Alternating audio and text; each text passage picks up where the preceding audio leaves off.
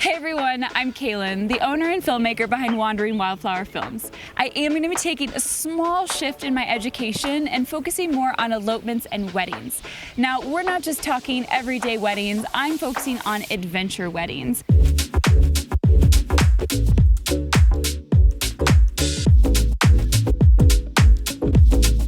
A lot of these tips and tricks can be used for just general adventuring in Colorado, so don't go too far. I promise you'll find value in everything that I share here. Today specifically, we're going to talk about my top 5 destinations for elopements and weddings for those of you who are very adventurous. These are spots that also are great destinations just for any of you looking to adventure in Colorado. Let's dive in.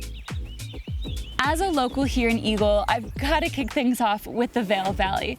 But I'm not talking about the bougie hotels, the overexpensive priced food, and all of the ski resorts. What I'm talking about is all the beautiful nature that surrounds the valley and is within the valley. The Gore Range, Holy Cross Wilderness, and all the other beautiful Forest Service trails. You could hit the trails during the day, then wrap it up with a cozy bed and maybe even treat yourself in Vail for a dinner.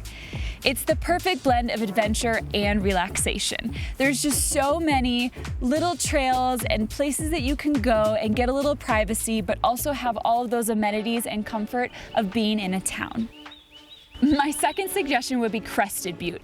Now, this is one that has been new on my radar in the last couple of years, and I've absolutely fallen in love.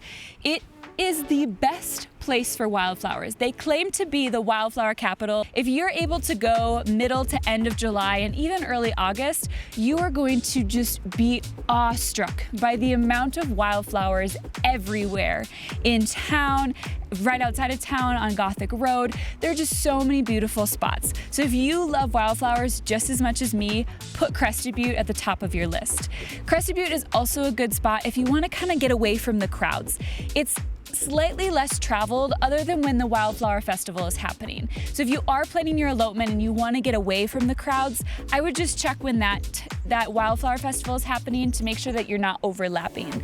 Otherwise, there are so many spots to hide. There are pristine alpine lakes that you can paddle. There are beautiful 4-wheel drive roads and just mountain bike trails. So many spots that you can hike, bike, walk.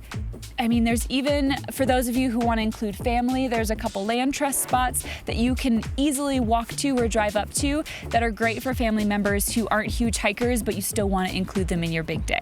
Now, one of the things to keep in mind as well with Crested Butte is it is a 4+ hour drive away from Denver, but it is totally worth all of the miles and all of the time. My third destination would be the San Juan Mountains in southwestern Colorado. The mountains out here are just a little bit more rugged and dramatic than those you'll find in other parts of Colorado. It also is a little bit more of a drive from Denver, but again, it is totally worth the drive. This is also a really great place for those of you who want to include family that don't hike or do crazy adventures. You can mix in jeeping and side-by-sides and get to some really, really gorgeous spots without really walking anywhere. If you also really love hiking, there are also some really dramatic and amazing hikes and backpacking trails that you can integrate into your day. There's also a lot of mining claims and old mining structures. So you get a little mixture of history, and all the towns have a little bit of a different vibe and kind of make you feel like you're going back into like Western times, back when, you know, you got cowboys and mining towns and all of that. So it's just a really cool, unique vibe and definitely worth visiting all the different towns. Another extra special part about the San Juans is that there's lots of hot springs in the area. So you can adventure all day long, go for a big jeeping ride, go for a long hike, and then end your day soaking in a hot springs. Especially for an elopement or a wedding, that sounds like a dream. Go adventure during the day and then spend the evening with your honey and just soak and enjoy. My fourth and closest to Denver option would be Summit County. Now this is a large area, but this includes Breckenridge, Dillon, Silverthorne, Frisco, that kind of area of Colorado. This is a great spot if you want to do a winter elopement. Now, beautiful in the summer, but let's talk winter for a second. There are multiple ski resorts within the area that create an amazing experience. Go out in the morning, ski with your outfits on, and then end the day soaking in a hot tub or just enjoying each other cuddling up next to a fire.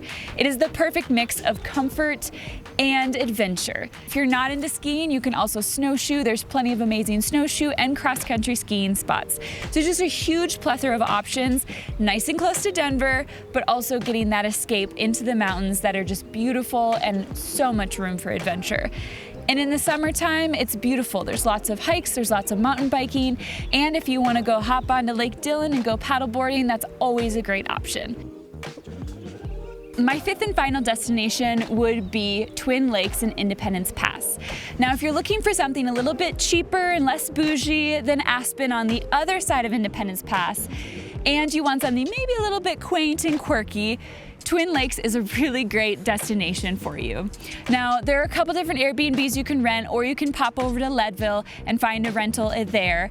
But it's a great spot to have a ceremony with family and then go up adventure in the mountains, or the opposite. Go up into Independence Pass in the morning, go take a hike to an alpine lake, adventure, explore, and then come back down and have a ceremony at the lake in Twin Lakes and just have family and friends. Again, a super accessible spot, doesn't take a lot of hiking for those of you who want to include family members, and it just is a really, really nice spot. And for those of you who want to do something super epic for your elopement day, there are multiple 14ers in this area that you can set your home base and head on up the 14er, get married at the summit, and come on back down and celebrate. Again, another really great spot here in Colorado, and just something to keep in mind is that Independence Pass is not open all year round, so you just want to keep that in mind when you're planning. It is only open from about end of May to early November, so you just want to plan accordingly and keep that in mind. Thank you so much for being here and checking out my video. I am so excited to be back on this channel and teaching you about all the amazing things about Colorado and this beautiful world that we live in.